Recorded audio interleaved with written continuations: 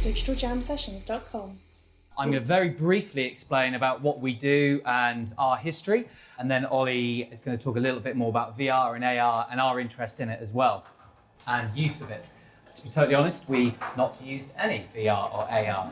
That's not technically true. That's not technically true. You Not did try technically out true. Thomas's HTC earlier. That is true. I did try earlier. But we're very interested, and I think at the moment, theatre companies especially are moving into this world. So, a brief history of us. We're 15 years old this year, and so 2001 we started. And essentially, Ollie and I started because we were actors, and we thought, how are we going to do some shows because no one will employ us? So we created them ourselves. Speak for yourself. We wrote, directed these plays and starred in them ourselves until about 2007. We did a show called The Terrible Infants, which kind of changed a lot for us. That show toured internationally all over the world, and that kind of opened a lot of doors for us. A style of theatre kind of developed from that show as well. It was direct addressed to the audience. It was puppets as well. It was music. We threw everything at it. But what links that show to earlier shows, and hopefully shows that we've subsequently done, is storytelling. We're not an events company. We're a theatre company. And the most important thing for us is the story. Story, story, story. Everything else has to serve the story. So whether it's puppets or a musical, which we did this year, or projection or circus skills, as you can see here from this show, The Trench, it has to serve the story. We moved into immersive theatre last year with a show called Alice's Ventures Underground, which was at the vaults underneath Waterloo Station. Now, that show came about because we sat down about 4 or 5 years ago and we thought, we want to do a show where the audience go to a real world. What show can we do? And the first thing that came to our mind was actually Charlie and the Chocolate Factory, because to us, Roald Dahl is a massive inspiration, but also to us, when you read that book, you don't want to sit in a theatre and watch it personally. You want to go to the chocolate factory.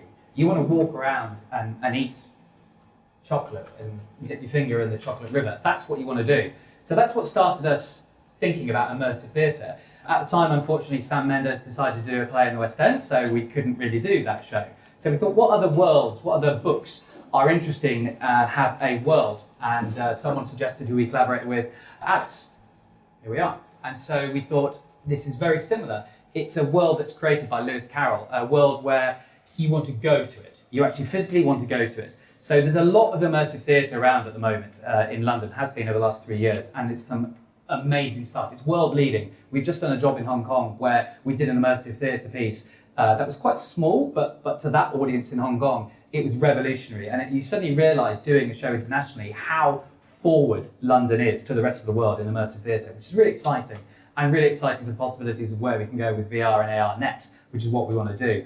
We did this immersive piece not because we wanted to get into that immersive territory, but because we thought it was the best way to tell that particular story. Thankfully, it did very well, and it's coming back next year, so hopefully you can all come see it at the vaults. That's a real shameless plug, isn't it? Thank you. So we developed a lot with Alice in terms of puppetry, in terms of projection, in terms of music, everything we wanted to play with and do, we put into this show. Again, it's to serve the story. We did another immersive show, 2 immersive shows this year as well. And over the last couple of years, Ollie and I have been thinking more and more about the next step. What is the next step? As a lot of theatre practitioners have been doing the same as well. And it's VR and AR, really, for us. So Tanya sent a few questions to you. Are you gonna sit by the fireside and join us? Great. Because I thought I'd victimise them and actually ask them real questions. So what I wanted to do was, because I'm really aware that there's this separation between the theatre industries and the immersive theatre industries and what's necessarily happening in VR and AR at the moment in terms of that technology and creativity coming together. So I wanted to kind of, put that to the guys, because you guys have done some quite interesting experimental stuff with technology. But I wanted to understand from your perspective what you saw as being essentially the key challenges at the moment. So I think the biggest and the most obvious challenge in combining these things is what is the biggest and most obvious challenge with most things that we do, which is money. And the theatre world is not one necessarily with an abundance of money at it, readily available, particularly if you are a kind of small but creative commercial company such as ourselves, where the numbers need to add up and you need to turn a profit. So you can either be a very big commercial entity, Charlie and the Chocolate Factory in the West End, you throw millions of pounds at it and it will run and run and run and go to Broadway. Or you can be a kind of you can be a company that gets supplemented a lot by funding and research and development, but there is no physical way for that production ever to make any money. We sort of sit in the middle where we try and do stuff that we care about and feel very strongly about artistically, but also we need to make the numbers add up and we need to kind of find a way to make the ticket sales bring in money so that we can do more shows. So money is always a big thing, and particularly with being able to use tech, because you're talking about the tech, but you're also talking about the content and the creation of that content, which leads you to the right people, putting the right people in the same room. So people with a technological skill set required to make this content aren't often in the same room as people making plays. So there needs to be a certain degree of creative thinking available to you when you are getting those very technical people to think about things in a very creative way. But one of the things that I think is probably interesting and relevant for everybody in the room is, for those of you who came to one of the sessions where we had the GGTC talking about R&D tax credits, this is a perfect opportunity right here, guys, because anything that you're doing with somebody in immersive theatre is new. It's never been done before. So therefore, you're creating new technology and techniques, which means it's all valid for R&D tax credits. Just saying. Nice. But it's I think, it is, we've talked about this a lot and we talked about this when we first met, is that it's very rare, I think, for a new technology, and immersive theatre is a relatively new art form. I think we're kind of only now really starting to appreciate it as, the theatre industry in London, which is kind of, the one, as James said, one of the forward leading in the world. It's still only now are kind of getting their heads around taking immersive theatre seriously and treating it, with our show Alice's Adventures Underground, we got nominated for an Olivier Award, which was quite a big deal because it was non-traditional theatre. But I think, it's now embracing it as something other than, it's very different to a piece of theatre, but, with this kind of technology, to have both of these movements happening simultaneously with an incredible amount of shared interest is sort of quite rare, I think, and quite an interesting time. I think one of the challenges in using, VR and AR in immersive theatre as well is, and this sounds quite obvious, but how?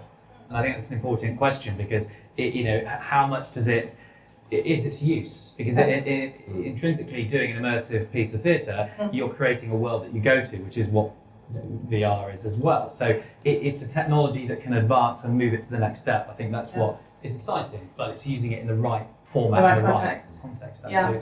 I'm gonna throw it out there because I do it every time I get an opportunity. I'm gonna say it again, which is, just because you can doesn't mean you should. Mm-hmm. So just because it's a immersive theatre doesn't necessarily mean that you need VR or AR technology, but to understand, is it right in the context of the story? Does it serve the story, as you said at the beginning of well, the big thing as well is that we're finding increasingly so with our work is about, you're creating work where actually you're allowing your audience to become much more of the protagonist in a show. And actually, so when we create immersive shows, we talk a lot about computer game mechanics and the way that, if you're going into a world like Alice, for an audience member in a piece of immersive theatre, an audience member will go, we're continually surprised at how far an audience member will go into your world and what they will do. But the key for an audience member to do that is to feel comfortable and to understand their role in the world, and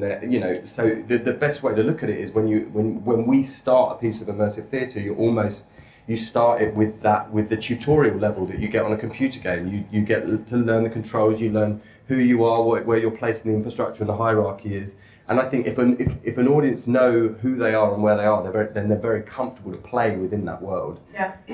So here's the thing, for a lot of the people sitting here, by show of hands, who actually went to see Alice's Adventures Underground or any of the other Les Enfants shows? Okay, so not as many as so I think it's relevant to kind of talk about this, because what most people won't realise about the show was how technically complex it actually was. So, I mean, if Ollie was saying earlier, if we'd known how complicated it was, at this stage, I don't think we would have done it. And I think, but it was genuinely exciting doing something that no one else has done before, to our knowledge. And very briefly, we'll explain the complexity of it, because I was going to say, let's actually talk about that complexity.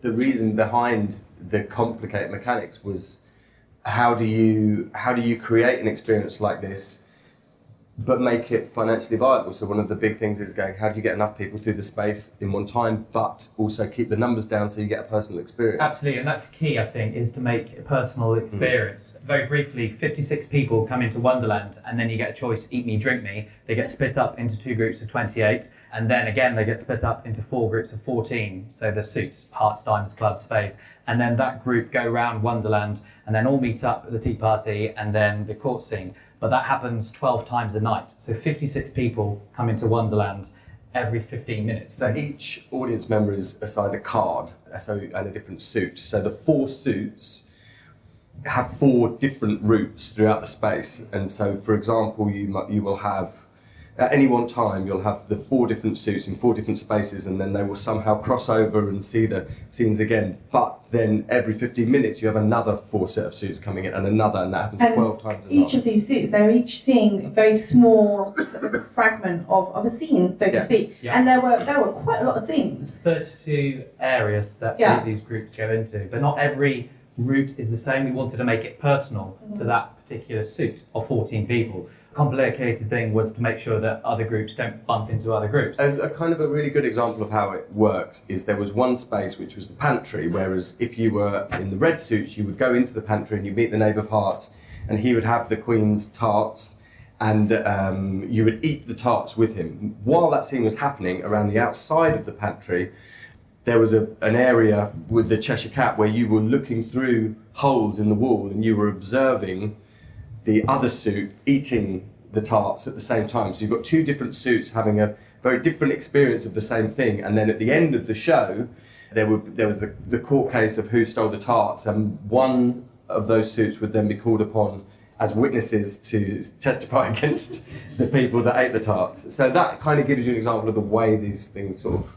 work. What was really impressive in terms of, from a technical perspective, was the audio cueing system that you had. Yeah. Let's talk about that for a minute. The whole thing, because that was just crazy. And again, we knew, with if something is that rigid, there is no margin for, if you've got 58 people going in every 15 minutes, and then so you get to the point where when you're kind of 3 or 4 shows in, that you've got over 350 people in the space, all moving. It's like a big game of Snake where they all kind of have got a kind of. And so we ran the whole thing on time code. So essentially, at 6 o'clock, the time code starts, and all the times in every space runs on a loop. And it's once you start, no going back. There's no, I got that wrong, can we start again? You've got 30 different spaces running on their own individual time codes. And there's a cue for the actor to know when that scene needs to start. There's another one where and literally there are scenes. Like the tea party, there were scenes. I mean, it's insane now I think about it. But there were kind of cues within the scenes, if there are sound cues, but they're on the time code, which means your actors are literally getting to the same point in the script at the same time, and then the cue is happening. I mean, it's We had other actors appearing in one scene that were in another scene, so they'd do part of the scene, then run out, have a minute to do 40 seconds in another scene, and then run back at just the right point. Yeah, so the Knave of Hearts would be doing one scene, and then after that scene finished, he would run to the court, where he would appear at the end of someone else's story as a severed head, and then he would run back. So it was layers upon layers of spreadsheets and. But we wouldn't be able to do it without the technology. Yeah. That's the point of this. This room that I tried to avoid was full of computers, controlled the whole show. The beating heart of your show. Yeah. But the reason I drill down at this kind of level is because for anybody who's how many game devs in the room? Show of hands? Anybody? Okay, so for game devs in the room, does any of this sound vaguely familiar to you? Does any of this sound a little bit like game design to you? Because that's pretty much what we're talking about here.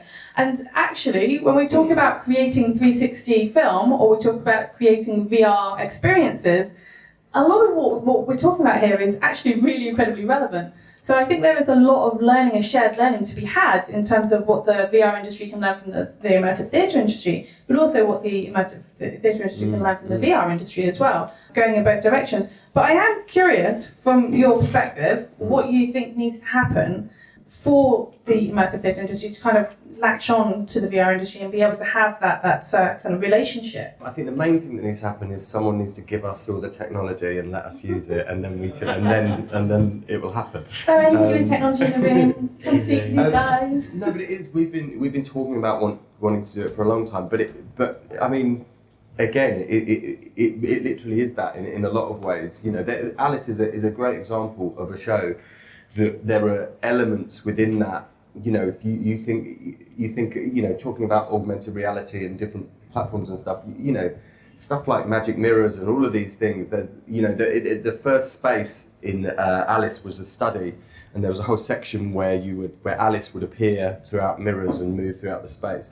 So there's so many opportunities for this stuff, but you know, it's not something that we have a lot of access to be honest. I think often what happens is when we deal with this sort of stuff, it can either be in a corporate environment, which is just about a kind of tech showcase, which is fine and interesting, but often it's either that or it's sometimes a theatre company gets given some tech to play with and it becomes about a gimmick. So actually I think the real key thing is the integration of the technology, and it's like with anything, it's like you said, and every single thing that we do it's got to start from a place of telling a story, and why are you using that to tell the story? And I think that's the key thing.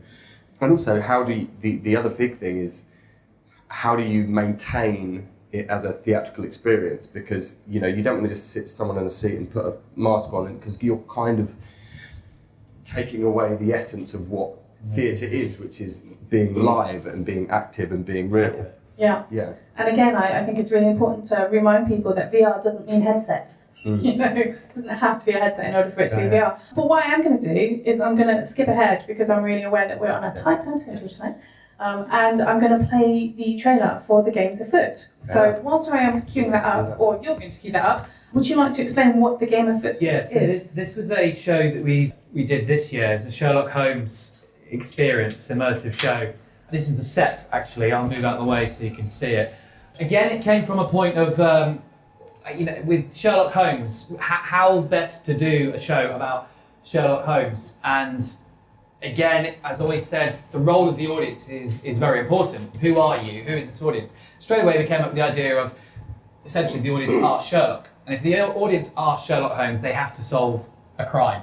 The best way to do that would be in an immersive environment. So we built Baker Street. There's like 6 sets within that. And within that, there are 120 clues hidden away. There are 10 actors in there as well. And the audience, unlike Alice, they're left free roaming for an hour and 15 minutes, and they have to solve the crime. Again, it's very much like, as you were saying earlier, a game, a video game. And all these clues, it was like building a world, as you know. We wanted to create a world, like an immersive show, where you could literally, anything that you could think of doing was open to you. So, for example, it was trying to think of, you know, you're trying to create a mystery, and you need to have all these different clues. So the clues are everywhere, from posters on the wall, or there are actors in the space which they interact with each other, so you can overhear them, or you can go and question them, and you can gain information of them. Again, as an audience member, you're rewarded for playing the game well. So if you go up to the chemist and say, "Did you kill this person?" they will act like a chemist and go, "How dare you get out of my shop?" If you go up and say, "Excuse me, I've got a bit of a cold, have you got anything that you could help me with?" And if you play the game well, they will reward you for it. You're trying to imagine every different possibility that an audience might go through. So there are clues that you can search a body, and you can find a business card, and on the business card is a phone, and there are phones in the space that you can pick up, and you can dial the phone number on the business card, and then you have to speak to an insurance company, and you have to get a password. So it was really trying to create an immersive show where you can go as deep as you think you can go. And that, ladies and gentlemen, is Les Enfants.